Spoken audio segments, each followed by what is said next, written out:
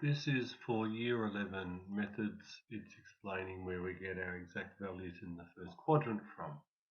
Okay, if I take my unit circle, and my unit circle is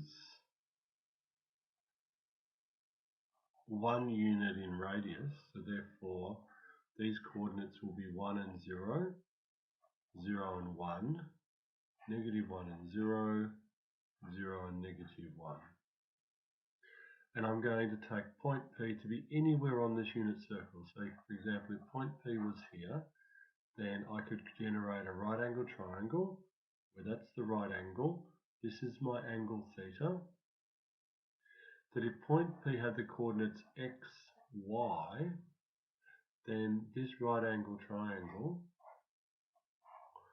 with theta there, if that coordinate is x, that means that x value is x, which means that distance from 0 to x will be x, and that distance from 0 to y will be y. And if it is a unit circle, the hypotenuse will always be 1. Therefore, the sine of theta will be opposite over hypotenuse, which will give you y. The cos of theta will be adjacent over hypotenuse, which gives you x. And the tan of theta is going to be y divided by x, opposite over adjacent.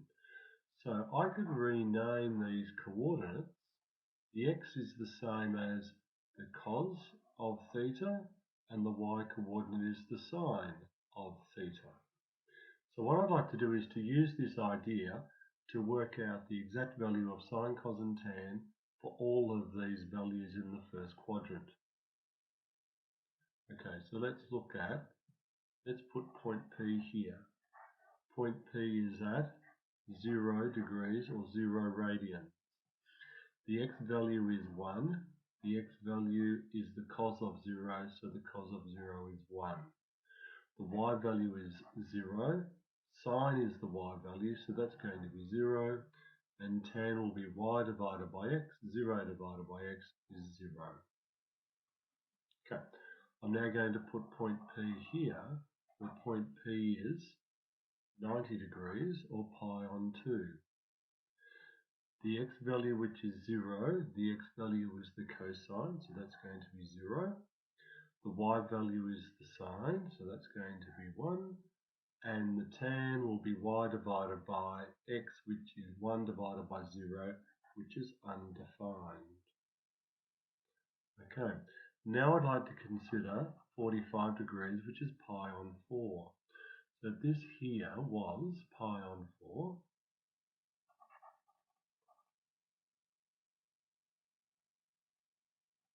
Measured away from the x-axis in the positive direction. I've done some work already on pi on 4. I have an equilateral isosceles triangle where that's 1 and these two are unknown. So therefore a squared plus a squared equals 1 squared. 2a squared equals 1. A squared equals a half. A equals plus or minus 1 on root 2, which equals plus or minus root 2 on 2. Since I'm in the first quadrant, I know that my x and y value are positive, so they'll both be root 2 on 2. So the coordinate here at pi on 4 is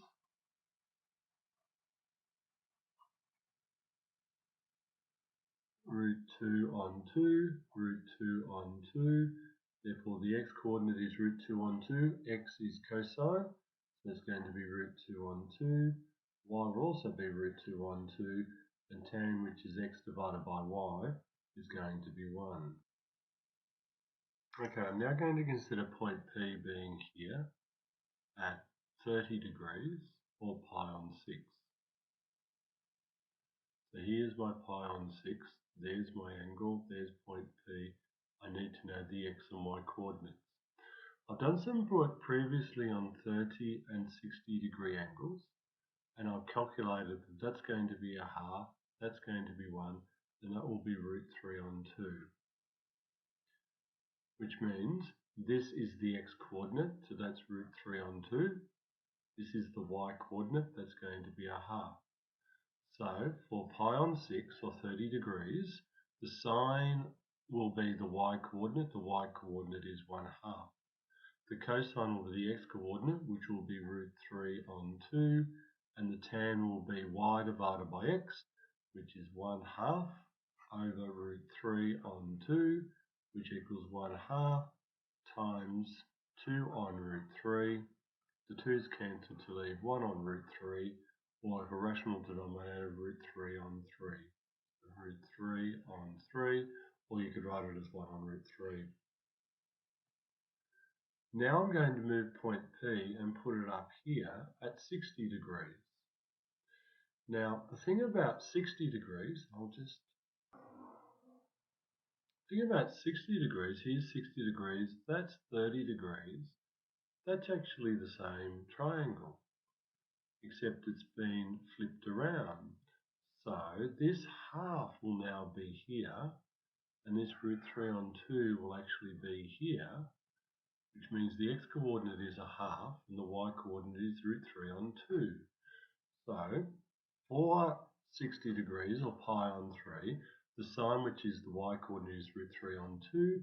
The cosine is 1/2, and that's going to be, instead of 1 on root 3, it's going to be root 3 on 1, or root 3.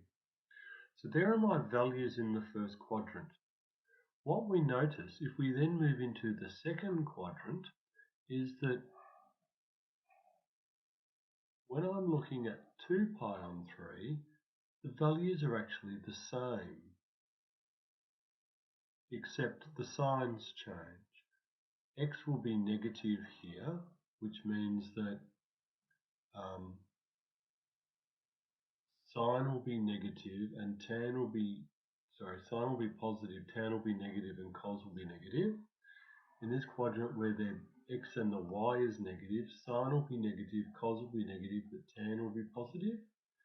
In this quadrant where x is positive and y is negative, cos will be positive, sine will be negative, and tan will be negative. And here, all sine, cos, and tan are all positive. So the things that are things that are positive, and I can do that with a green, is cos in the fourth quadrant, tan in the third, sine, and all of them are positive in the first quadrant. Which gives us two things to remember. The two things we need to remember is this table. We need to commit this table to memory, and we need to remember that all are positive in the first quadrant, sine is positive in the second quadrant, tan is positive in the third, and cos is positive in the fourth. And one way to remember that is the saying all stations to Coburg, Collingwood, etc., something starting with C.